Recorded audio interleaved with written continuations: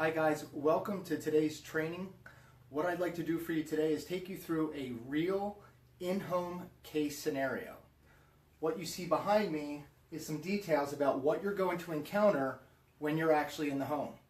I'm going to run through this particular case scenario, and then I'm going to kind of walk you through another scenario to give different options. The goal of today's training is for you to really get a full grasp as to what you're going to encounter in real life when you're sitting down with a husband and wife couple, when you're sitting down with just an individual. So let's go ahead and get started. Great. So what you see here is we have Mark. Mark is a 40-year-old male, non-smoker, good health, no meds. We're just going to keep it very simple for today's purposes. He has a $400,000 mortgage, just closed on a brand new home. Congratulations. He's in a 30 years. Payment is $2,000 a month. He purchased a term life policy 5 years ago for $200,000. He's married with 2 kids. He has a 5-year-old and a 10-year-old little boy. And the mortgage protection is specifically for Mark. We're going to say in this particular case scenario, his wife is already fully insured and she has a great government position at her job, and she's not really looking so much for the insurance for herself. This is more so for Mark. He's the main breadwinner, does very well for himself, multiple 6-figure job, works in maybe IT. And so we're going to go ahead and just keep it very vanilla and very basic for today. So let's get started. So when you are getting prepared to do what's called your 3-option close, already at this point, you have gathered and fact-finded information. You found out why we're doing this for Mark. Do they have any reserves set aside for the next 8 to 12 months in the event something was to happen to Mark? A chronic illness, a critical illness, maybe a critical injury. You've come up with the conclusion that after just purchasing their brand new dream home, they don't have any extra reserves. He has insurance at work, but he knows that it's part of a group policy. He knows that he can't take it with him when he leaves, and his main concern and her main concern is, in the event something happens to Mark, that the mortgage is paid off, that the family will continue to have a roof over their head, okay, in a worst case scenario. So at this point, you have now given them a brochure, you've given them the statistics that they can look at, you've asked them to please be patient with me. It's going to take me 2 or 3 minutes to put this together, and then I'll walk you through exactly what I've done here. And so you've now arrived at this point, and so this is going to be case scenario number 1.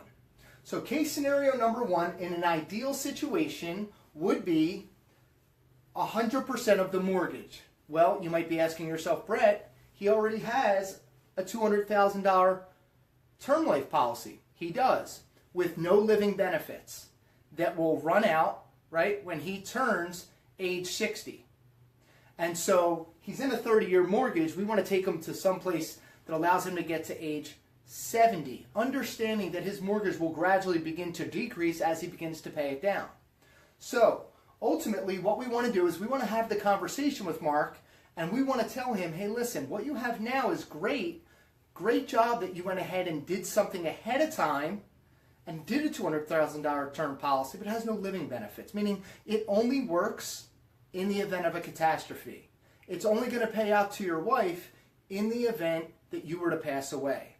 Whereas everything that I've just walked you through over the past 7 to 10 minutes will pay out a lump sum benefit up to 95% every single month to pay for living expenses, to pay the principal or the interest on the mortgage, pay off credit, maybe medical expenses that you were not expecting. And so let's take a look at this. And we're going to say, okay, let's look at possibly replacing this $200,000 policy.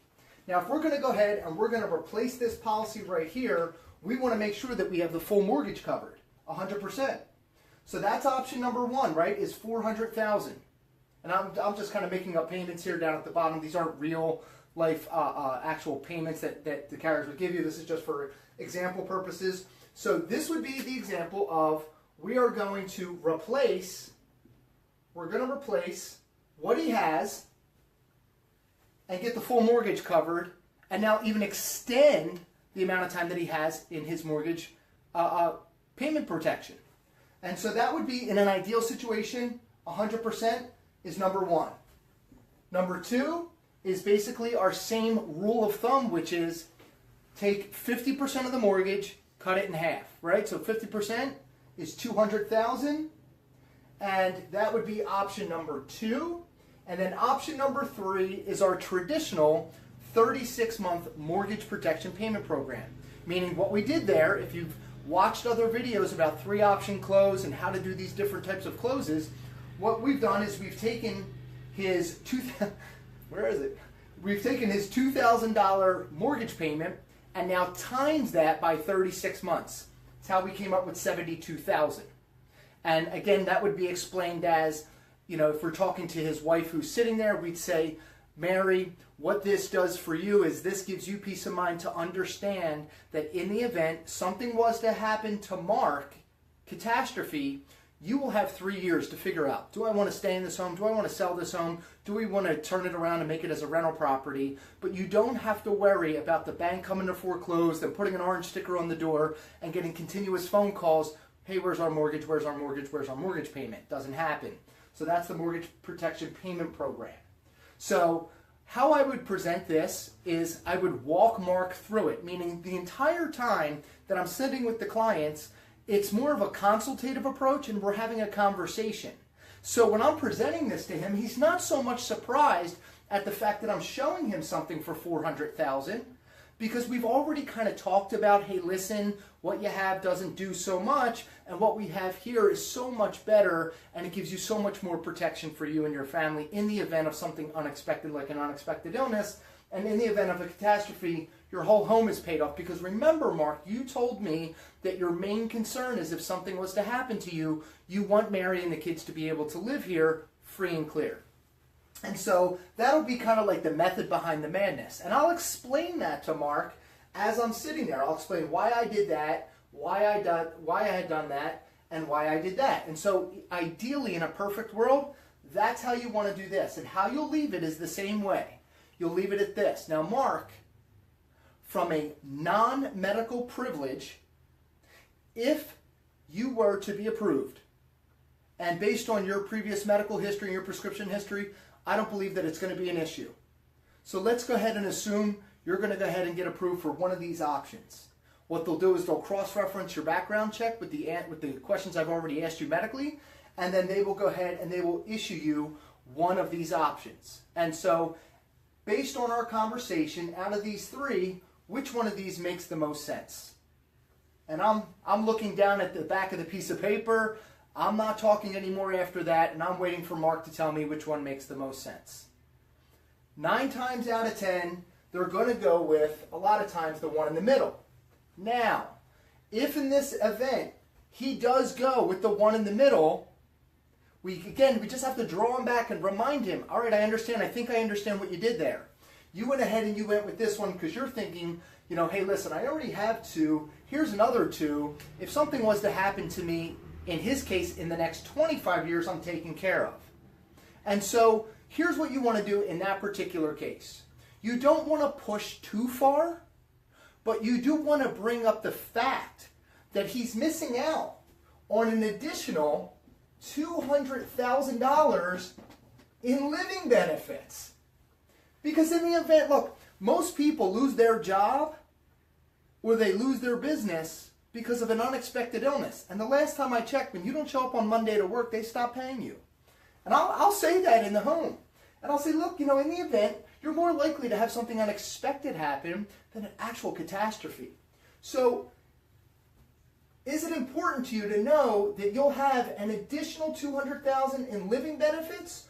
Or is it just more important to know that in the event of something major happening, between the two, you'll have something covered? So it's kind of like a second close. And then let him answer you at that point. If he still says, you know what, Brett, I'm really, this makes the most sense. It fits the budget. This is the one I want to go with. Here's what you do. Circle it, and then go for the close. here's what I need to do. Need to go ahead and I'm going to take out my computer. We'll do an electronic application. Takes me about 7 to 10 minutes. And then I'll be back in touch with you and I go through my whole close. You can go back to one of my videos to see how we do the close. So that, in a nutshell, is, in a perfect world, case scenario number 1. And the next one is going to be, it's pretty fairly simple. It's pretty fairly simple. I'm going to show it to you. Oh, I should have left that. All right. We'll just put it back up here. So that one, same thing. 72,000. Let's say $40 a month. $40 a month. In this particular case, though, we're going to say that we've already had the conversation in this next case scenario. Everything's the same. Mark's the same. But we've had the conversation and Mark says, you know what? I'm already 5 years in on this policy. And it's really not so important to me. I have a long-term care policy at my work. I have all these extra benefits. You know, for me, it's just more about protecting my home. And I don't want to lose what I already have. Like sometimes, right, you're talking to people and they're shaking their head, yes, but they're not necessarily hearing what you're saying. You don't want to lose the sale in the home by being too aggressive, and you don't want to be obtrusive, but you also want to make sure that you've gotten your point across and you've done your job as the agent. Remember, people over profits. Don't worry about what the commission would be if you did a $400,000 policy. Don't worry about what the commission would be at all. Worry about what's most important to Mark and how you can make sure that you take care of his loved ones and what could possibly happen. So in the event that he says $200,000, I'm good. Here's what I would do. I would take my first option at 100%, and that would be $200,000. Okay, so that would be a 200. And let's just say, for example purposes, I don't know. Let's say that's what I said. It was $150 a month. Okay, so let's just say it's $150 a month. Okay. My next option, my 50% rule, is going to be. Here's where you just want to kind of, again, every scenario is going to be different in the home, every situation. Here's what I would do. I would kind of play it out and just space it out so that it's more practical. And I would say something like, I'm going to use something like 200,000, and I may go with 125. Listen, this is just for example purposes, and you use good judgment in the home. Use good judgment in the home. And what do I mean by that? It could be 125, it could be 150,000. You just want to give them an option, something that they can kind of see the difference. But you never want to do something that's right, like 100,000, 125,000, and 150,000, and separate them by 25,000. You don't want to. You want to give them a little bit more space because they're going to find more value in it, especially with the living benefits. So that's where you're going to come up with this one right here. And so this one is just pretty straightforward and simple. I'd say, Mark, listen, I understand, I listened to everything that you said, and I agree. You already have 200,000. Agree with the customer. Agree with them. You did a great job, Mark, 5 years ago. You went ahead and put something in place ahead of time. Great job. And so you already have 200,000. What I did was I just wanted to kind of offset that. And that's where I came up with covering you 100%, because between the two, now your home's covered. In the event something drastic happens, the home will be paid off free and clear. The second one right here, I just wanted to kind of show you something in the middle. Just wanted to make sure that it fit the budget and it was practical. And then this last option right here, what I did was, and I would explain the mortgage protection payment option. And then I would just go right into the close.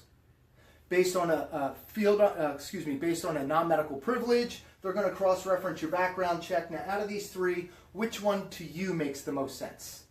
And then let them choose. And here's what I'll share with you. In this particular scenario, it's not going to be that rule where the majority of the time they go with the 50%. In this particular scenario, a lot of times, they're going to go right there. Why? Because they said that they wanted to get the whole thing covered. And so this is a real life scenario that's going to happen in the home.